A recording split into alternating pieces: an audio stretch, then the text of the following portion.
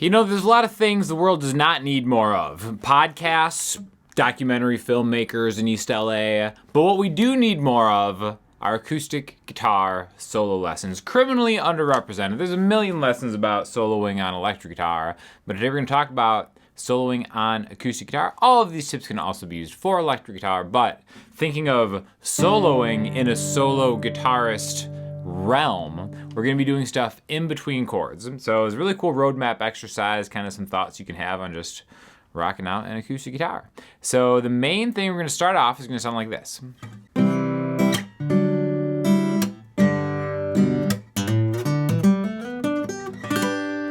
So it's really just a quick little riff that we're going to talk about putting in between different chords. Basically, anytime you see a major chord and how we can kind of use them with minor chords also, all right? It's going to be in the people's key, the key of G. We're going to have a C major chord, a fancy D major chord, the discerning documentary filmmaker's D major chord, which is really just a C chord 2 frets higher. We'll call that a D major chord. I mean, class, right? And then we're going to end up on G.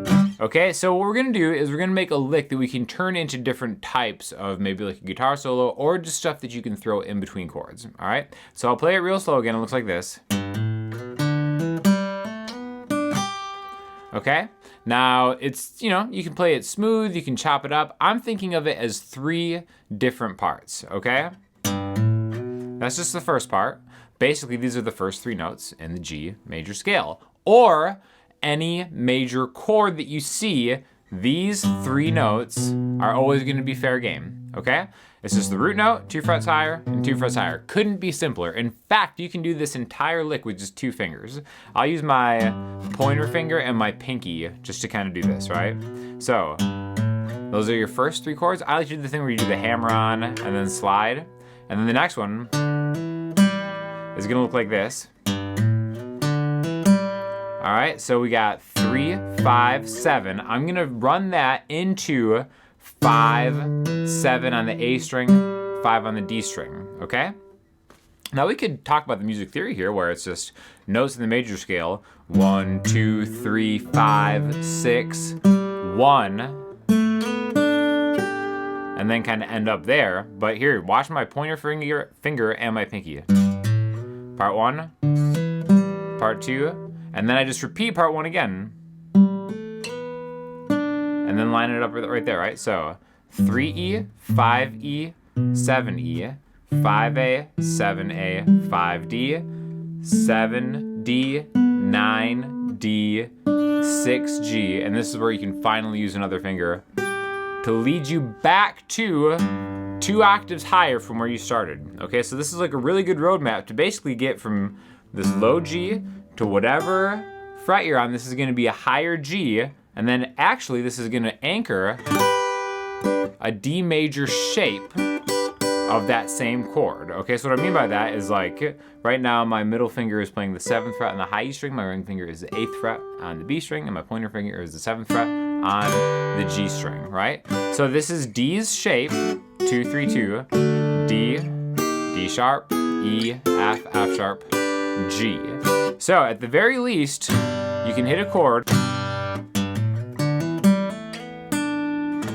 and it'll lead you into the next highest voicing using this shape, okay? Now that can be really important, but before we get to there, I want to tell you about the sponsor of this video. It is Washburn and Sweetwater. Sweetwater sent me over this Washburn Bellatona Allure guitar, really great guitar. Awesome price on this. My favorite feature is going to be the beveled comfort armrest right here. I showed a video of the unboxing of this and asked for some questions on what you guys might want to see from a lesson, and a lot of people said soloing on acoustic guitar, so that's what we're doing. Definitely check out Sweetwater with the affiliate link in my description. You get candy with every purchase. They also send you pictures of the guitar before it shows up, which just satiates the excitement. It just builds that hype that you have for the next documentary about farming in the Midwest. Can only be rivaled by these acoustic guitar solos on a Washburn acoustic, all right? So, let's run back through it again. Right there, okay? So we've gotten 2 chord voicings, and one way to connect them through essentially what, you can see as an arpeggio, you can see it as just kind of working your way crisscross applesauce down the neck through scales, arpeggios again. However you look at it is fine, but the important thing to think about is when we use just the first, second, third, fifth, and sixth scale degrees, we can do that over any single major chord in a key.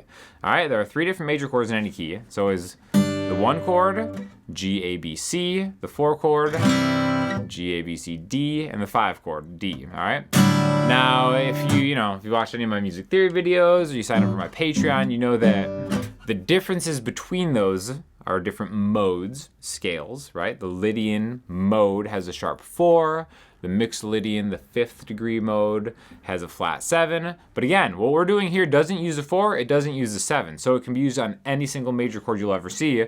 1, 2, 3, 5, 6. And then we just repeat that. And that'll bring you all the way from 1 to the next one, okay? And everything in between.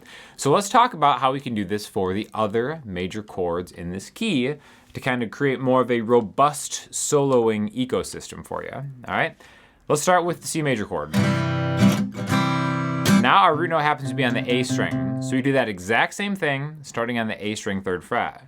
So here's our C, 3rd fret on the A string. We could do either a C major bar chord like this or a C major open chord like this, but the important thing to remember is the 3rd fret is a C, that's our root note. So we can do essentially that same pattern here with the G chord. But if we start here, it looks like this.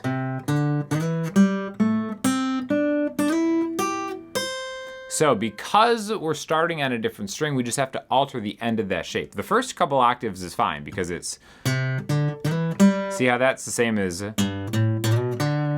1, 2, 3, 5. No matter what string E or A you start on, 1, 2, 3, 5 is gonna be the same. And there's 6. It's only till we get to the B string that we have to start worrying about where we end up.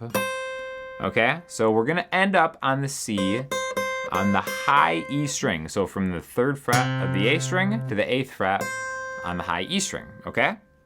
Now if we were to take a shape that you're very familiar with, we would actually take the G major shape like this. So again, remember when we play a G major up in this position, the bottom 4 strings, if you take your middle finger and pointer finger off, we're just left with open D, open G, open B, 3 on the high E string. So we do the same thing for C and go 5D, 5G, 5B, and then 3 on the high E string. Okay? So if we go from this shape all the way to this shape, we now have this roadmap and then end there, okay? The cool thing about the 4 chord in the key of G, G, A, B, C, is the 5 chord is just 2 frets higher. So everything we just did there, we can move a whole step or 2 frets higher. So now we have a G chord, however you want to play it, or that classically right there. And now we just do it here. So now we also know that that chord is going to connect this D major, this C major, and then also this G major, okay? Which, just hearing it by itself, it's like, oh, those are like actually kind of, jazzy, or I don't know if jazzy is the right word, but those are much different.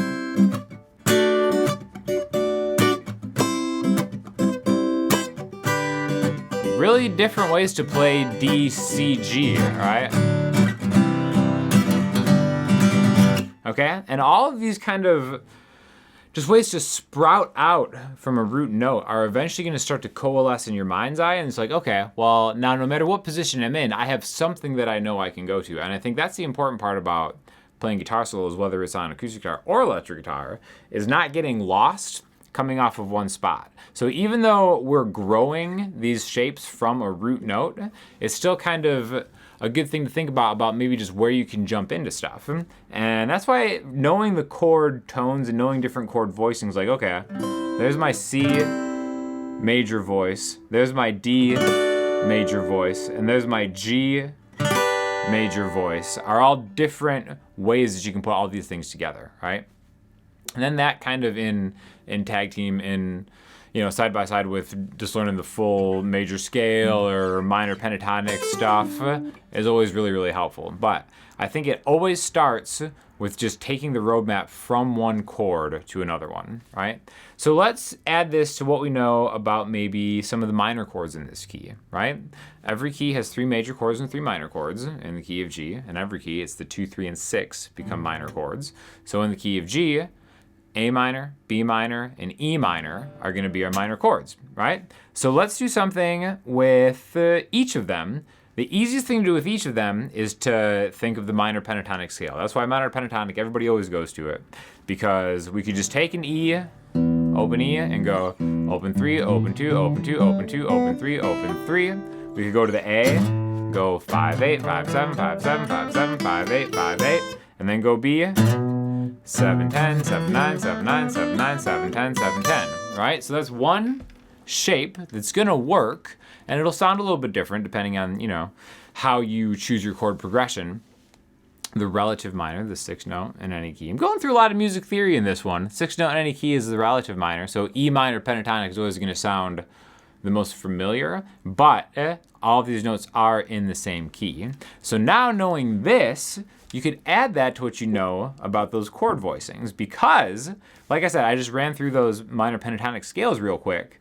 But what you might notice is like, oh, when I played that C major chord, guess what? That's just the spot where A minor pentatonic would be with your pointer finger. Same with the D major chord. That's just the B minor pentatonic scale if you look at it from there. So then all of this stuff is like a lot easier to maybe kind of like comprehend. Like maybe I'm like G, C, D, and it's like, all right, I'm right here in this spot. What can I do around here? Well, I know that that shape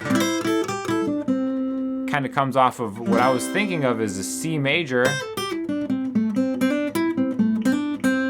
And that's gonna connect me with the other shapes in this key. And all of that is really just started by taking one chord and then just running it through its paces to kind of get to other spots. So let's actually just take the last thing and let's tag it to the end of the first exercise, okay? So we've got that G major chord. And then it's like, all right, I'm here on that G. What am I gonna choose to play? Well, maybe I can kind of get into that B minor spot because I just happen to be right in that